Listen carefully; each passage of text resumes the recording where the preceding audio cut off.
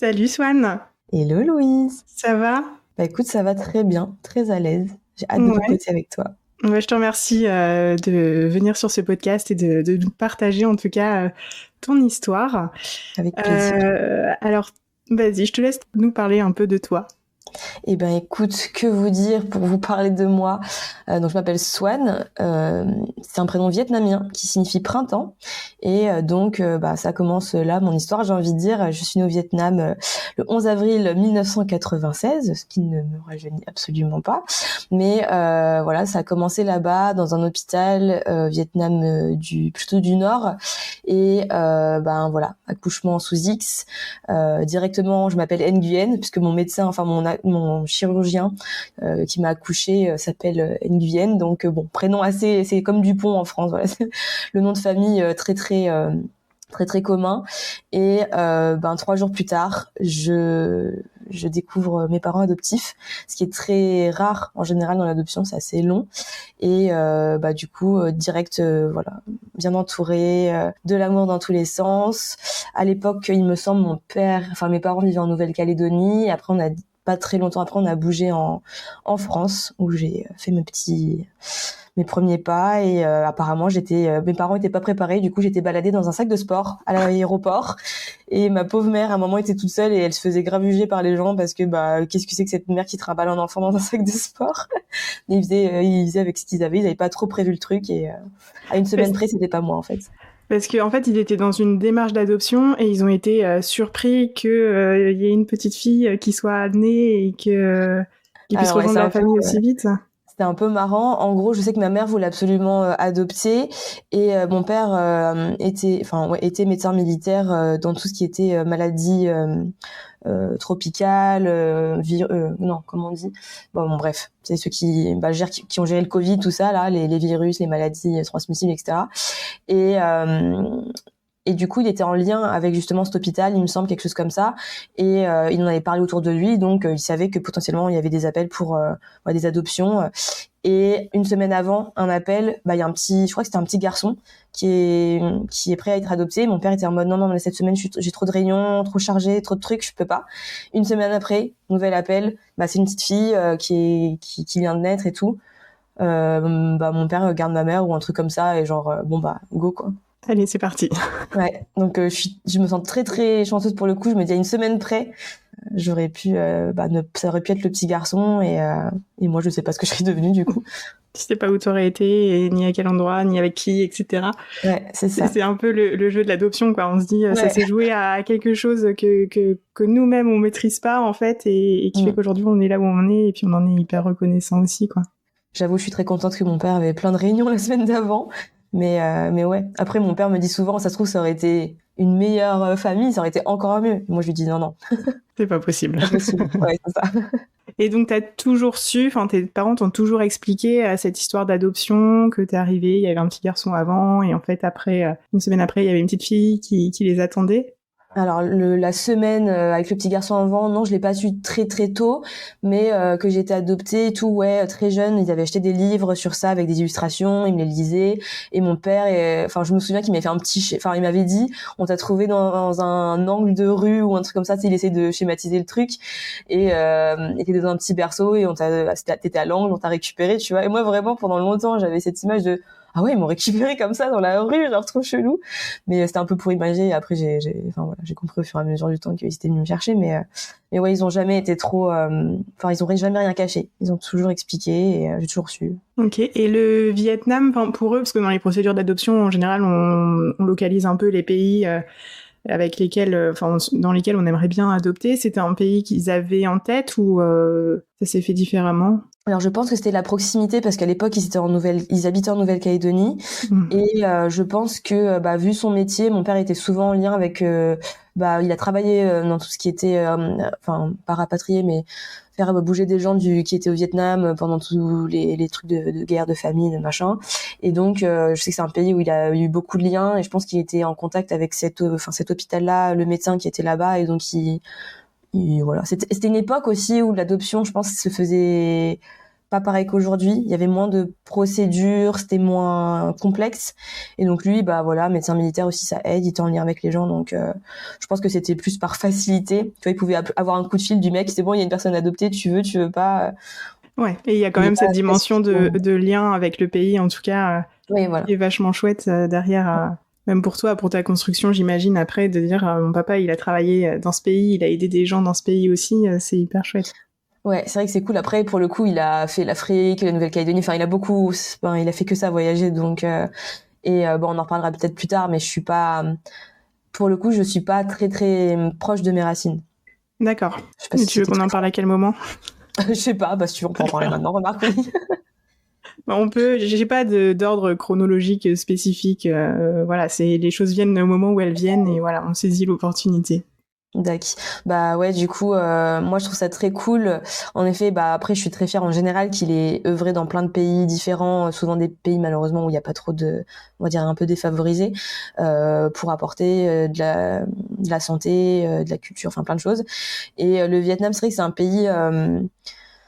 Je sais pas si c'est que inconsciemment je veux pas trop creuser, mais tu vois, même les cours d'histoire et tout, j'ai tendance beaucoup à oublier. Bon, après c'est juste que j'ai souvent tendance à oublier beaucoup de choses en histoire, etc. Mais très jeune, j'étais attirée par le Japon. Voilà, je pense que ma génération, on a beaucoup eu voilà, la culture du Japon qui est arrivée, qui a eu un peu un boom.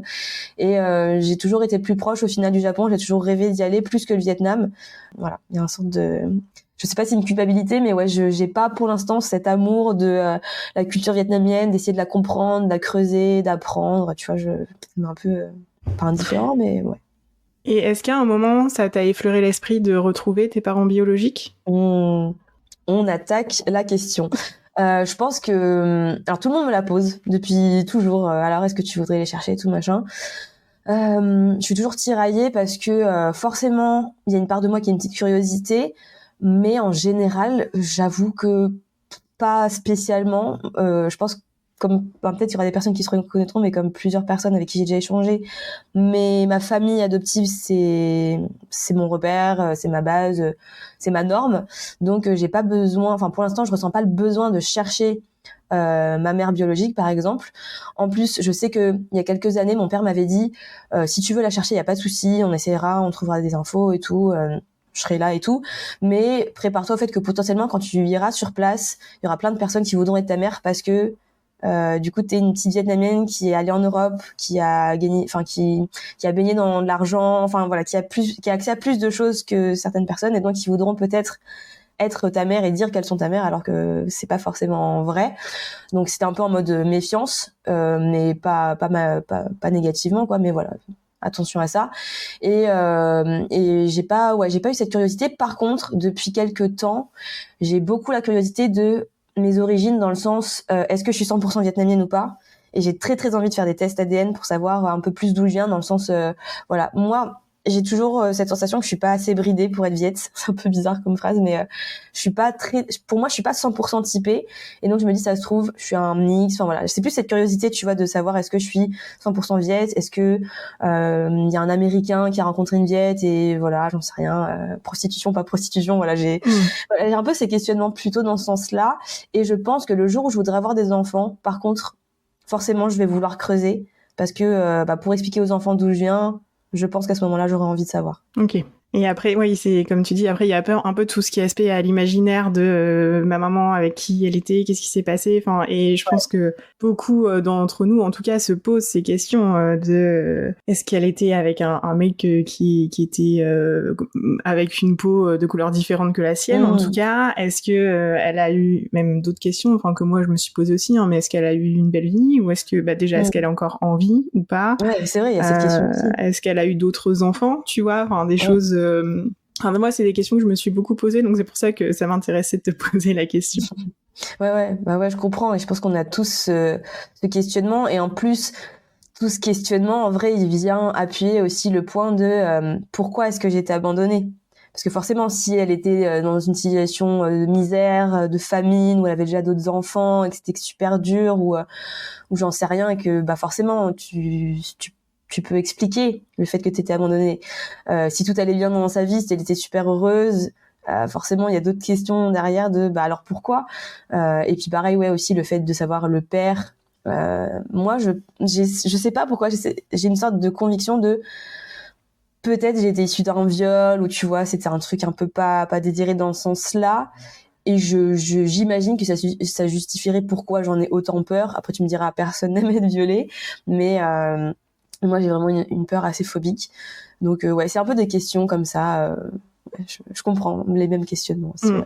Est-ce qu'il a Ouais, et envie, puis pourquoi? c'est des questions aussi qui peuvent aussi, pour de certaines personnes, rester sans réponse, en tout cas, pendant très très longtemps, voire toute la vie de cette Ouais. personne.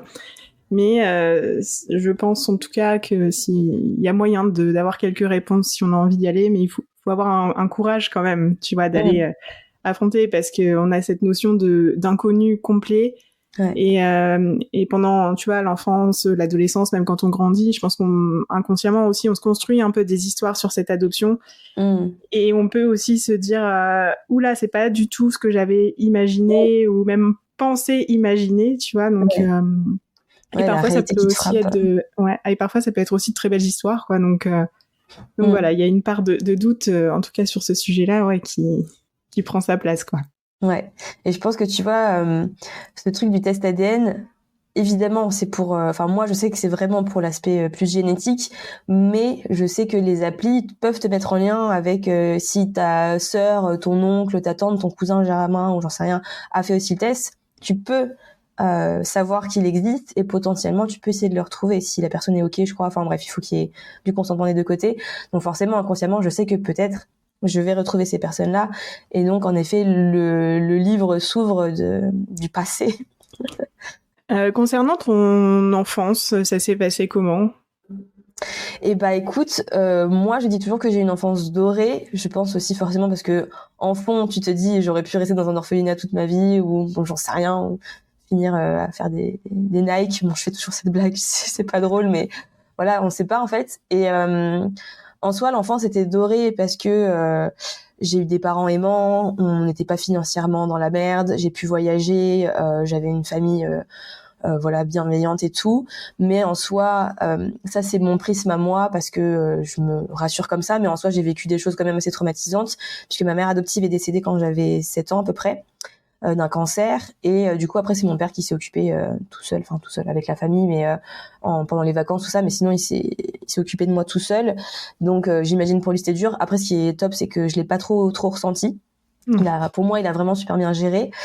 Et ce qui était plus compliqué, mais pareil, je m'en souviens pas, c'était que, bah, vu mon père m'a adopté, enfin, mes parents m'ont adopté, pas moi. Eux, ils étaient plutôt âgés.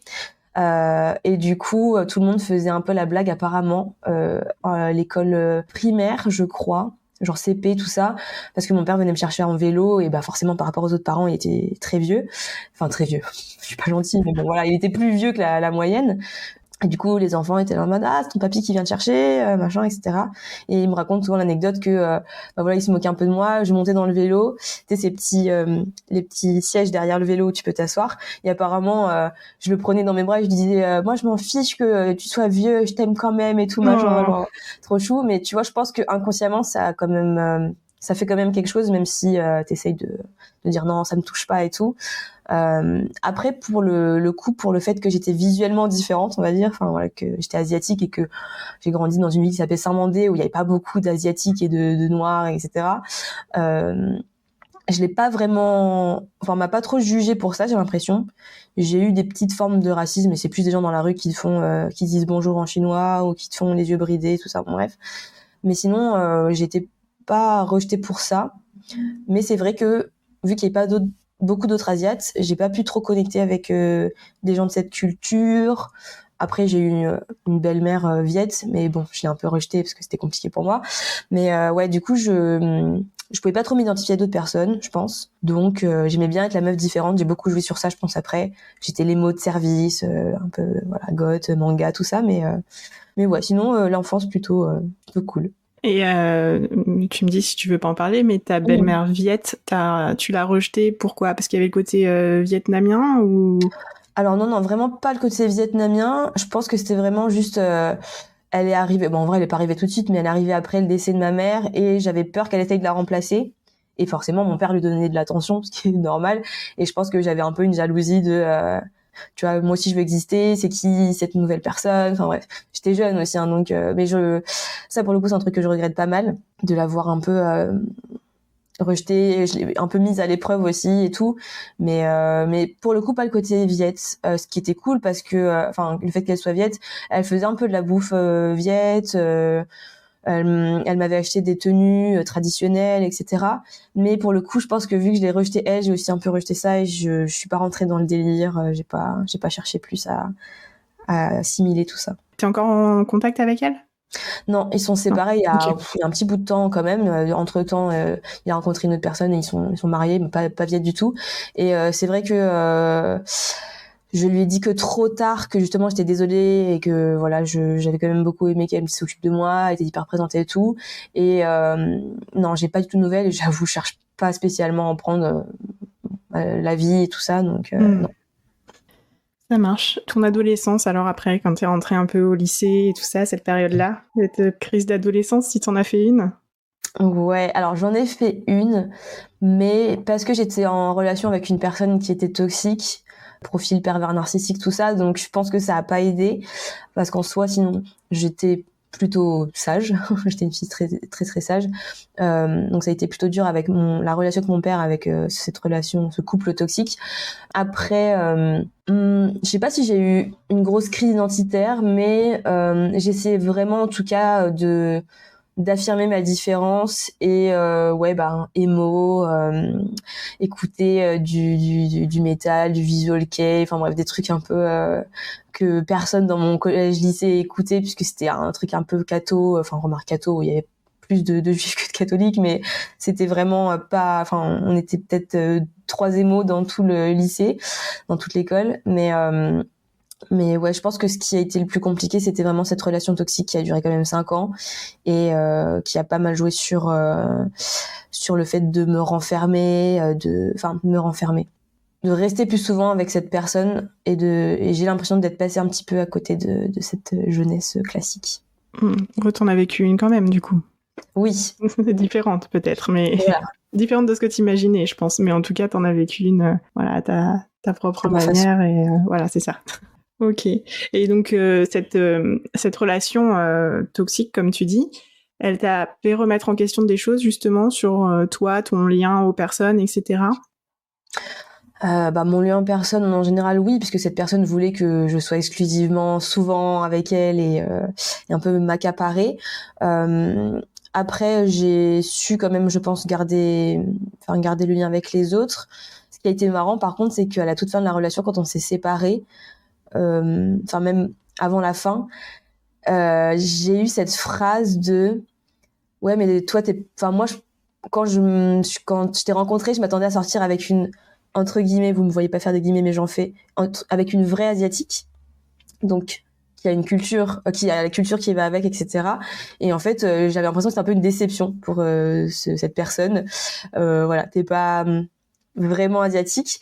Et c'est souvent, je fais la blague et je dis à tout le monde, moi je suis une banane, en fait je suis jaune à l'extérieur, je suis asiatique, mais à l'intérieur j'ai grandi comme une blanche, entre guillemets, encore une fois, mais donc oui, j'étais pas le stéréotype de l'asiatique qui connaît l'histoire, qui connaît les cuisines, qui a la culture, et donc je l'avais un peu mal pris avec d'autres remarques sur notamment la notion de beauté intérieure et beauté extérieure. Apparemment, j'avais principalement la beauté intérieure pour moi, donc ça fait toujours plaisir.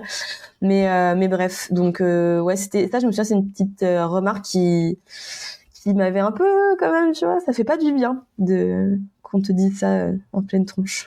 Ah oui, j'imagine. Et une question que je t'ai pas posée encore, mais c'est quoi tes passions dans la vie? Qu'est-ce que t'aimes faire? Qu'est-ce que tu fais dans la vie aussi? Parce que je trouve que c'est intéressant quand même. Ouais, et je t'avoue, c'est intéressant aussi pour moi en ce moment parce que vu que je suis entrepreneuse depuis 2019, en ce moment, je sens que le business a pris un peu trop le pas justement sur le pro a pris trop le pas sur la vie en général, et donc le perso, j'ai l'impression d'avoir moins le temps de développer mes passions. Après, passion que j'ai depuis que j'ai 7 ans justement, c'est la flûte traversière. que j'ai commencé. Je pense que mon père aussi voulait que je fasse un peu d'activité, et puis pour m'occuper l'esprit et pas trop penser au décès de ma mère, voilà, c'était un peu choisir son instrument de musique, ça va te faire du bien et tout machin. Et j'ai jamais arrêté. J'adore en faire. Donc j'ai un petit niveau, mais c'est vrai que pareil avec la vie et tout, j'ai un peu moins le temps de m'entraîner. Mais donc flûte traversière, le dessin, c'était un peu la base de tout. Quand je me suis lancée aussi, c'était au tout début, je voulais vivre de l'illustration.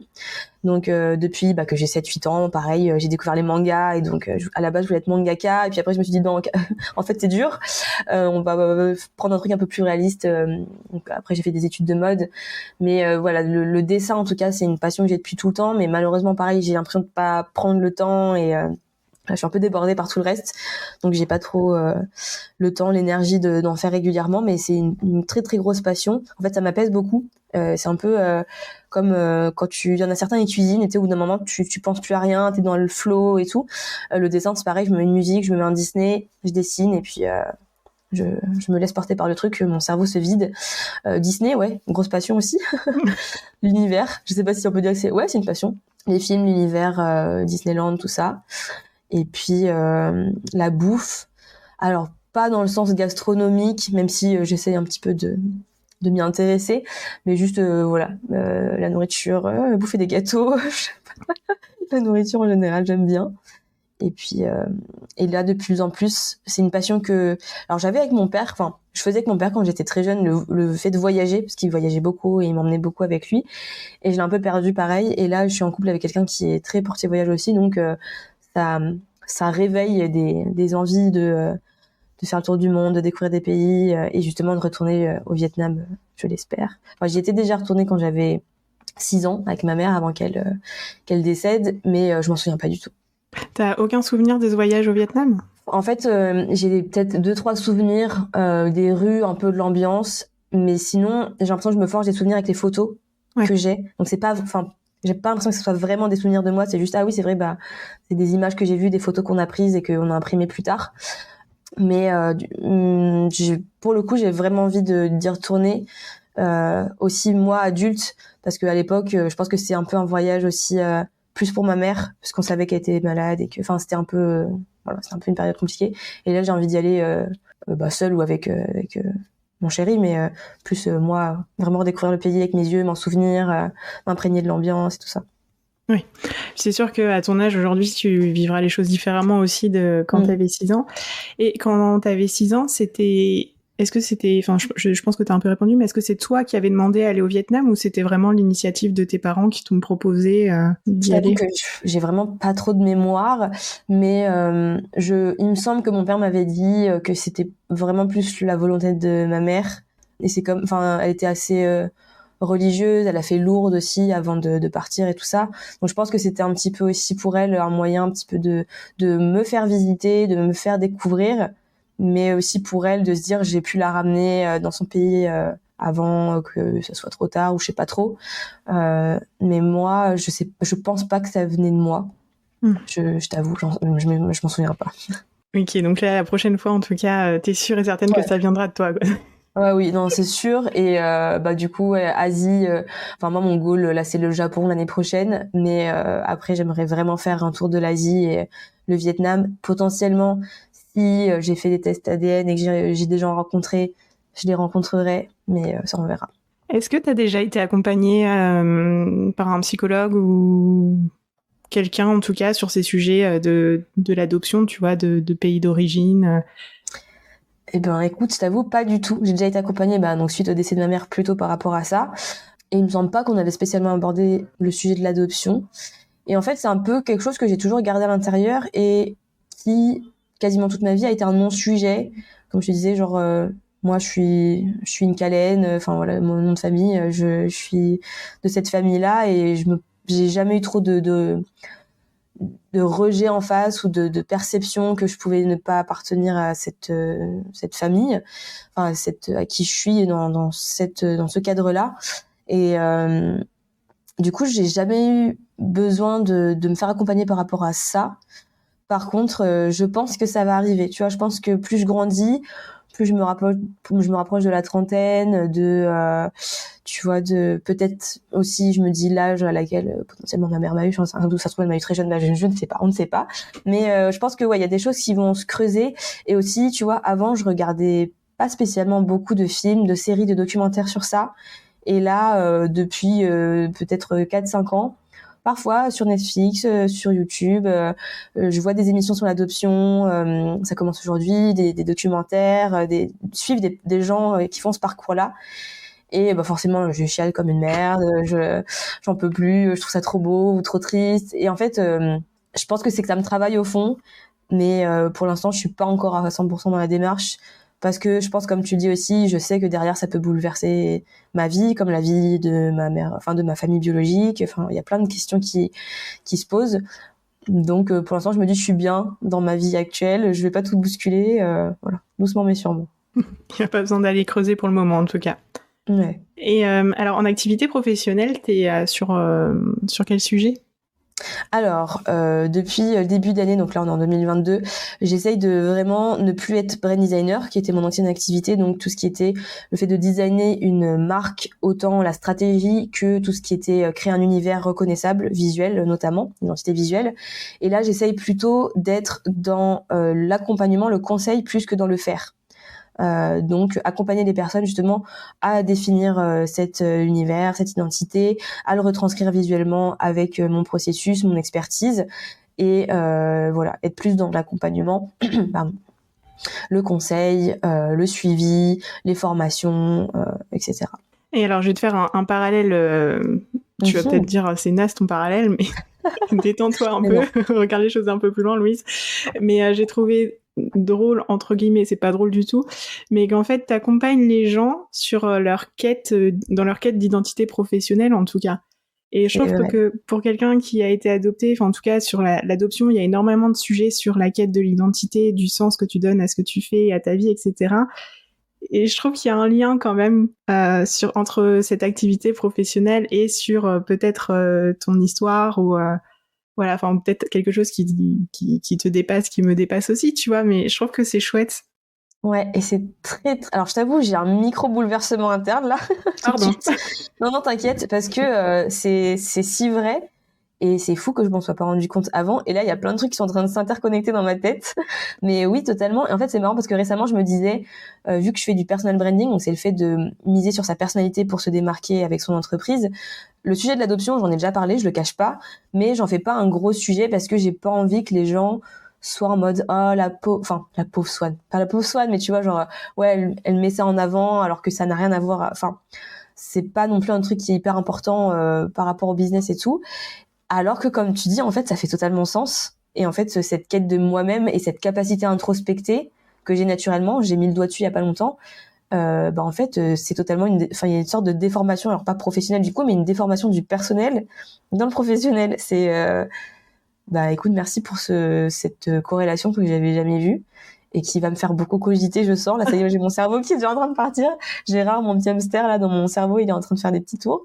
Mais je vais me reconcentrer. Mais c'est trop intéressant ce que tu dis. Gérard, c'est qui ? Alors, Gérard, c'est c'est la métaphore que j'utilise pour mon cerveau. C'est le petit hamster dans ma tête qui tourne dans sa roue. Et il aime beaucoup faire du sport. Donc, parfois, à 1h du matin, il se dit, allez, je vais faire un peu de footing. Et puis, là, je me mets à réfléchir à des business, à cogiter sur 50 millions de trucs. Voilà. C'est Gérard. On a tous un petit Gérard, de toute façon. Exactement. On a tous un petit hamster dans notre tête qui fait son petit sport à des moments où tu t'y attends pas. C'est ça. Ah super. Tu veux 2-3 minutes là pour redescendre un peu l'information ? Non, t'inquiète. Non, c'est hyper intéressant. Je pense que je vais cogiter ça plus tard, mais non, c'est un super bon parallèle. C'est la quête intérieure et d'aider les gens à faire un peu le même style de quête pour trouver son identité. Donc c'est totalement ça. C'est bon, je vais réaxer tout ma communication. Et je te dis ça parce que moi, dans mon parcours, je me suis lancée dans l'entrepreneuriat en 2021 et une des grosses questions que tu te poses quand tu te lances en entrepreneuriat, c'est qui tu es, qu'est-ce qui fait que tu es différente des autres, qu'est-ce qui fait que les gens vont venir vers toi, etc. Ouais. Et moi, je sais que pendant longtemps, tu vois, j'ai caché cette face de l'adoption. En me disant c'est pas ça qui fait qui je suis en fait, parce que pour moi c'est pas ça qui va m'identifier. Et en fait, en travaillant dessus, tout est revenu en me disant, en fait, si tu caches cette partie-là de ton histoire, mais enfin, il n'y a pas d'intérêt pour la suite, en fait. Donc voilà, donc c'est pour ça que je te fais le parallèle aussi sur la quête d'identité, parce que c'est vraiment un vrai sujet et qui, moi, est venu me chercher sur mon sujet l'adoption, en tout cas, sur toute ma phase de création d'entreprise, en tout cas.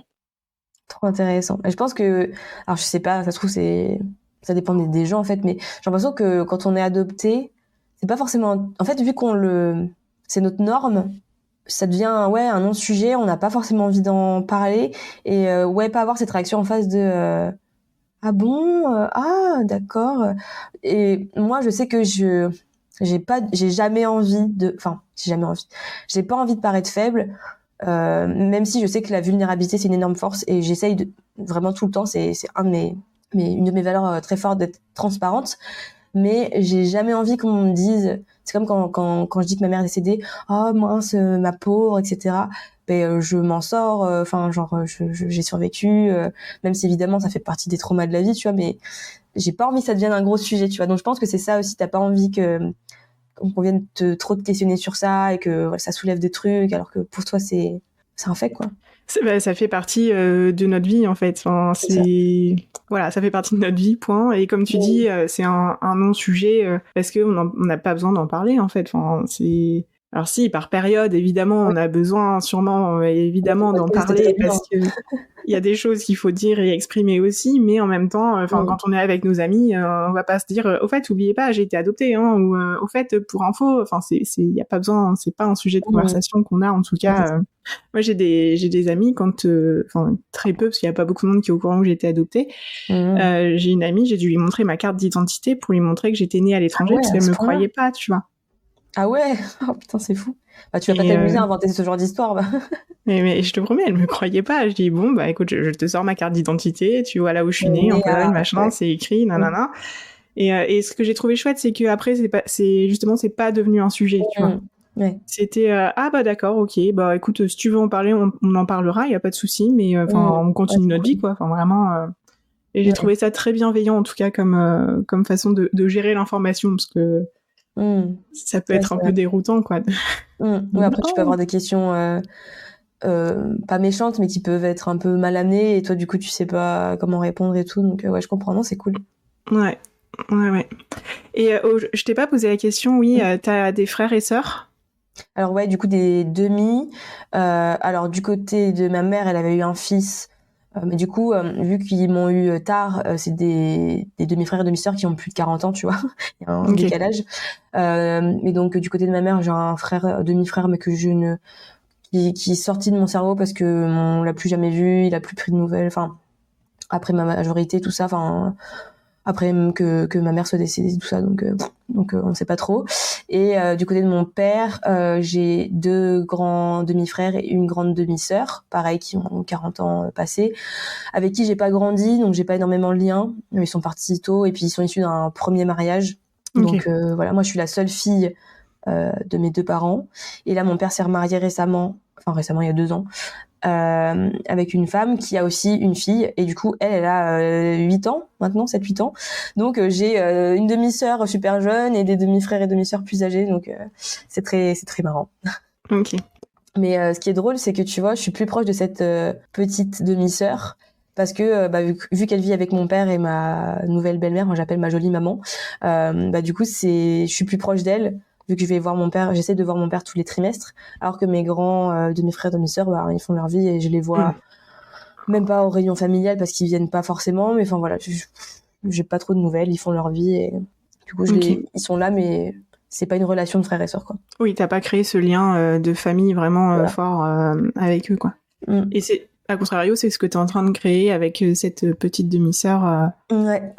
C'est chouette. C'est très marrant parce que j'ai toujours voulu avoir à la base je voulais un demi-frère, je sais pas pourquoi un petit demi-frère, mais bon, une petite demi-sœur ça me va aussi, parce que je voulais justement lui faire lire des mangas, quand j'étais un peu plus adolescente et tout, je me suis dit ça serait trop bien et tout, lui faire découvrir ce que j'aime et tout, donc je vais essayer de le faire aussi avec elle, hein. Et quelle est ta relation aujourd'hui avec ton père? Écoute, mon père c'est toute ma vie, non c'est pas toute ma vie, mais c'est mon pilier, c'est ma référence dès qu'il y a un truc qui va pas. je pense à lui, je l'appelle. Enfin, remarque, on s'appelle pas souvent. On a vraiment une relation très. On prend pas forcément très souvent des nouvelles, mais quand on se voit, on échange plein de choses. C'est hyper deep. Et s'il y en a que ça intéresse, sur ma chaîne YouTube, j'avais fait une interview de lui. Il y a plein de trucs dev perso. Enfin, c'est une personne il a 75 ans, qui a vécu beaucoup de choses et qui a une sorte de sagesse et un charisme naturel. Il pourrait faire des conférences de développement personnel, il s'en rend même pas compte qu'il a toutes ces connaissances, mais il les a. Et du coup, dès que je parle avec lui, on est trop bien. Et vu qu'on a moi j'ai grandi avec lui, il m'a éduqué tout seul. On a une relation qui est très particulière, je pense. Avant, quand j'étais adolescente, c'était dur, du coup, comme je disais, avec mon copain qui était pas sain. Et il était un peu il essayait de me faire sortir du truc, mais en même temps, il voyait que j'étais amoureuse, donc il pouvait pas faire grand-chose. Et là, maintenant, on est un peu à un stade d'égalité et je sais pas, on peut partager des trucs super profonds, il me partage des trucs de la vie, on n'a pas de tabou. On parle parfois alors ça peut choquer des gens, désolé, mais parfois on parle de sexe, on parle d'anciennes, il me parle de ses anciennes conquêtes ou de sa vie, des trucs qui l'ont marqué et tout. Enfin bref, on peut vraiment parler de tout et de rien et ma plus grande angoisse, c'est le jour où il va partir, mais bon, c'est pas tout de suite. On croise les doigts. Oui, normalement, il a encore un peu de temps. 75 ans, ça va, il peut encore tenir. Il est pas en mauvaise santé en plus, donc il est pas trop mal. Il est pas trop mal. Il se débrouille. Petite question, quel est ton rapport à la maternité ? Alors, ça c'est une excellente question, c'est vrai, parce que je pense c'est un peu bizarre. En gros, quand j'étais très très jeune, c'était pas spécialement mon truc. Enfin, un peu comme toutes les petites filles, j'étais en mode ouais, un jour je serai maman et ce sera cool, mais bon, sans y croire à 100%. Après, j'ai grandi et j'ai découvert à quoi ça pouvait ressembler un accouchement.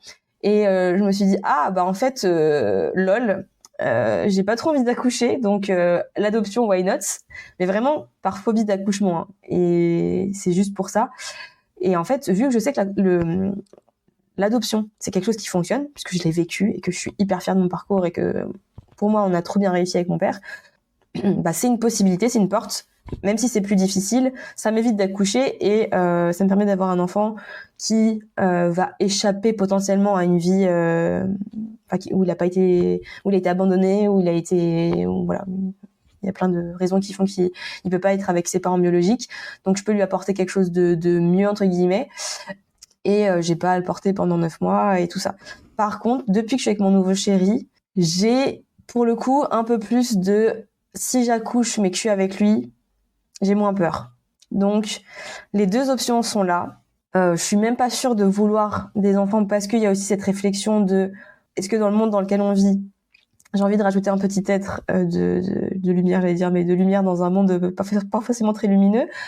Je crois qu'on est 8 milliards presque. Donc, ouais, il y a des petites questions comme ça. Déjà, bon, il y a des gens qui vont se dire, elle est trop bizarre, mais déjà, si j'arrive à m'occuper d'un chien, parce que ça, c'est mon rêve aussi dans ma vie d'avoir un chien. Un corgi. Si j'arrive un jour déjà à m'occuper d'un chien, je pourrais m'occuper d'enfants et je verrai. Je me mets pas trop de pression. J'ai pas ce besoin maternel. Mais en même temps, je me suis rendu compte, ça c'est mon père qui m'a dit, qui m'a fait le déclic. Dans mes relations amoureuses, j'ai tendance à materner. Mais tu vois, j'ai pas envie d'avoir plein d'enfants, une famille nombreuse, que ça rit, que ça chante dans tous les sens et tout. Si j'en ai un ou deux pour moi c'est le grand maximum. Et voilà. Oui, sur ton projet, si un jour tu adoptes, est-ce qu'il y a une région dans le monde que tu aimerais viser ou que tu as en tête ? Ouais. Alors j'ai pas de région spécifique et je pense que vu comment ça a l'air compliqué l'adoption aujourd'hui, je pense que on te propose n'importe quel enfant de n'importe quel pays tu prends entre guillemets. Mais pour la blague, quand j'étais avec mon ex qui était à moitié arabe, je voulais faire la blague de l'asiatique, l'arabe et le noir. Bon, c'était la petite blague, mais ouais, j'ai pas peu importe. J'ai pas d'a priori, j'ai pas de pays spécifique, je t'avoue. Ok. Je reviens sur un truc que tu viens de dire, hein, mais j'ai continué dans la conversation. Ouais. Quand ton père te dit que t'as tendance à materner, en fait, quand t'es en relation, ça te fait quoi ? Ça me titille, ça m'embête, parce qu'il a raison. Et je pense que c'est pas ça du tout. Il ne faut pas faire ça dans ses relations. Hein. On est en couple avec une personne, pas avec un enfant. Et en fait, c'est pire d'essayer de materner parce que même si ça part d'une bonne intention, parce qu'après on crée une relation où l'autre est dépendant de nous et nous on devient plus une copine ou autre, on devient une mère, enfin bref. Du coup, j'aime pas trop la remarque, mais elle est vraie. Et du coup, j'essaye beaucoup de travailler sur ça. Et l'avantage, c'est qu'aujourd'hui, je suis en couple avec quelqu'un qui, au contraire, déteste qu'on lui dise ce qu'il doit faire. Donc, ça m'oblige à ne pas materner. Et au contraire, c'est très bien, c'est ce qu'il faut, une personne indépendante qui a pas besoin qu'on lui dise quoi faire ou autre. Mais je pense que forcément, ça vient chercher un truc comme t'en as pas eu. Puis moi, en plus, forcément, vu que la mienne est décédée quand j'étais jeune, mon père, il était affectueux à sa façon, mais on n'était pas très gros câlins, gros bisous, se dire je t'aime énormément. Quand on se le disait, c'était vraiment intense une fois de temps en temps. Et du coup, même, tu vois, les questions féminines, je pouvais lui poser, mais c'était pas forcément le plus évident, donc je demandais à des copines, enfin voilà. J'essayais de m'éduquer toute seule, toutes les questions, tampons, règles, par exemple, tout ça. Donc, forcément, je pense que c'est un truc que j'essaye un petit peu de développer d'une façon ou d'une autre, mais je pense pas c'est pas une bonne solution de le faire dans le couple, c'est sûr. Ok. Écoute, est-ce qu'il y a des passages de ta vie ou un passage de ta vie qu'on n'a éventuellement pas abordé sur lequel t'aimerais revenir? Je pense qu'on a fait plutôt le tour. Aujourd'hui, je suis bien, j'allais dire dans mes baskets, mais ça ira encore mieux quand j'aurai fait le test ADN. Mais je pense que ce que j'ai envie de dire, que j'avais pas préparé, mais là je sens que ça veut sortir, c'est que souvent, par contre, dans ma vie, j'ai des phases où je doute beaucoup de moi et on a souvent, comme toutes les personnes adoptées, je pense, on a cette peur de l'abandon qui nous prend autant dans le pro que dans le perso, dans les relations avec les potes, dans le couple. Moi, je l'ai beaucoup dans le couple parce que j'ai été en couple que 3 fois et 2 longues relations de 5 ans. Et j'ai cette peur de l'abandon tout le temps et je sais que, entre guillemets, faut que je travaille dessus, etc. Même pas non plus dire, mon Dieu, c'est la fin du monde. Mais l'avantage, je trouve quand même si on a cette peur de l'abandon, c'est que quand on est adopté, on est sûr à quasiment 100% que on a été désiré dans notre vie, enfin qu'on a été désiré à notre adoption du coup, pas notre naissance. Mais enfin voilà, qu'il y a des personnes qui nous ont attendus, qui nous ont souhaité, qui nous ont désiré et qui sont heureuses qu'on fasse partie de leur vie. Sauf cas particulier, une fois j'avais vu une vidéo d'un couple aux États-Unis qui voulait désadopter leur enfant, j'étais en mode what the fuck, les gars. Alors le gamin, je pense qu'il est détruit à vie, mais en gros il l'avait adopté, il était déjà un peu grand et puis ils ont eu d'autres enfants par eux-mêmes dans leur couple. Et en gros, ils en voulaient plus de l'enfant adopté parce que... Enfin bref, vraiment, j'ai vu l'émission, j'étais en mode, mais quoi ? Bon, après, je pense que c'est vraiment un cas sur tous les cas, quoi. Mais je pense que, du coup, tous les moments de doute qu'on peut avoir, où on se dit qu'on est nul, enfin voilà, que c'est des moments durs, au moins, on peut se rattacher à « j'étais désirée ». À un moment ou un autre, peut-être pas à la naissance, du coup, mais plus tard. Ouais, désiré et attendu en tout cas par une famille qui nous permet d'avoir notre vie aujourd'hui aussi. Ouais, et je pense que justement c'est bien de regarder des documentaires qui retracent ce parcours-là où on a, comme toi tu vas le faire, je sais plus tard, mais des témoignages de parents. Parce que quand t'es enfant, tu te rends pas forcément compte de toute cette attente qu'il y a eu, de toute cette envie, les démarches administratives, aller chercher, la joie quand tu récupères ton enfant et tout. Et ça fait du bien en fait de le savoir quand t'es adopté aussi. Oui, je trouve que c'est important de comprendre le point de vue de l'enfant qui est adopté, mais aussi des parents, parce que chacun, alors certes, a son histoire. Les deux sont hyper corrélés parce qu'au final, c'est deux familles, enfin, qui se rejoignent et qui en font qu'une. Mais effectivement, les choses vécues sont tellement différentes aussi que c'est important d'entendre en tout cas et de s'imprégner de tout ça parce que comme tu dis, enfin, je suis 100% d'accord avec toi. On a été attendu, on a été désiré, quoi. Et ça, c'est le côté un peu amour inconditionnel qu'on n'a rien demandé. Enfin, c'est quelque chose qui nous dépasse tellement et qui est tellement pur et tellement beau que c'est vrai, il faut se raccrocher à ça, effectivement, quand on a nos petites périodes de doute. Ouais, ou nos petites périodes de... Enfin, moi, je sais que j'ai beaucoup ce truc de... j'espère que je déçois pas mon père. Genre, vraiment, c'est le truc... Enfin, mes parents en général, mais... et c'est, je pense que ce qui drive toute ma vie, la peur de décevoir. Et je crois que je t'en parlais quand on discutait avant, mais j'ai compris il y a 1 an ou 2, j'essayais de répondre à la question qu'est-ce que c'est la réussite pour moi. Et en fait, j'avais creusé et je m'étais rendu compte que la réussite était la fierté de mes parents. Et en fait, j'ai creusé encore plus et je me suis rendu compte que c'était si je réussis, si mes parents sont fiers de moi, ça prouve qu'ils ont eu raison de m'adopter. Et là, j'étais en mode, waouh, ok, bon, pas de pression. Tout va bien, je suis très légère. Tout à fait, aucune pression sur mes épaules que je me mets toute seule. Mais ouais, et je pense que du coup, toutes les fois où tu doutes de toi-même ou tu dis, ouais, je déçois les gens, je suis pas à la hauteur et tout, en soi, on s'en fout. En soi, ouais, les gens, enfin, moi, mon père, il me l'a dit il y a pas longtemps, je suis fière de toi et même si ton business il réussit pas ou si t'as des périodes down et tout, ça change rien en fait au fait que je suis fière de l'être humain que tu es en soi, tu vois. Oui, c'est pas tout ce qu'il y a autour et l'extérieur en fait qui fait que il y a une fierté. Mais je te rejoins dans ce côté, il faut que je fasse les choses bien pour que mes parents soient fiers de moi parce que je l'ai beaucoup vécu aussi et presque à surdonner et surdélivrer, tu vois, alors que en fait il y a pas besoin de tout ça quoi. C'est juste c'est clair. un amour C'est de parents à enfants. Enfin voilà, il faut juste l'accepter tel qu'il est et arrêter d'en faire des caisses parce que, enfin, moi je sais qu'à l'époque j'avais un truc de waouh, mes parents ils m'ont tellement attendu, il faut vraiment que je sois à la hauteur quoi. Ouais, t'étais tellement leur espoir, ouais, ok, je vois. Ouais, mais c'est terrible cette pression qu'on se met sur nos épaules, quoi. Et tout seul, hein. C'est vraiment, on se met la pression tout seul sur nos épaules, quoi. C'est clair. Non, mais c'est totalement ça. Et puis moi, je pense qu'aussi en fond, inconsciemment, je me dis aussi peut-être, en compte à une semaine près, ça aurait pu être un autre. Ouais.